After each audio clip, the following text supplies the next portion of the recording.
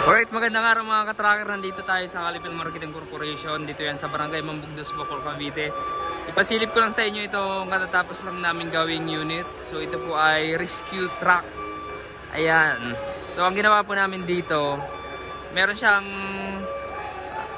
special body and then naglagay pa kami ng additional na come-up winch. Ayan po. Ito po ay electronic type come-up winch.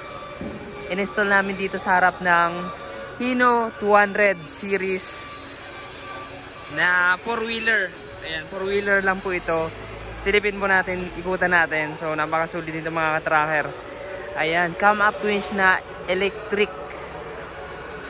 operated. Ayan, electric operated mga ka-tracker. Solid po. Diba? Ayan. And then, ipakita ko sa inyo yung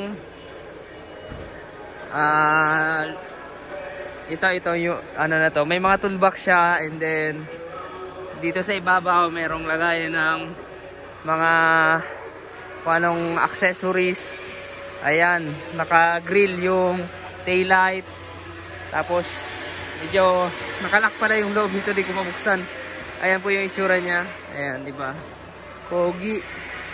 Yung FB type sa loob. 4-wheeler lang to. So ilalabas na po namin sa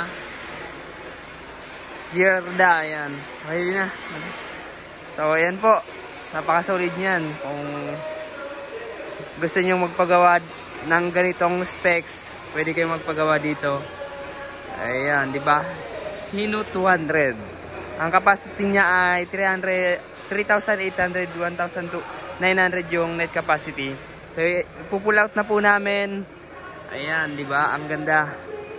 So, kung nagustuhan nyo itong unit na to, paki-like, share, and mag-subscribe na. Maraming salamat. God bless. Bye-bye.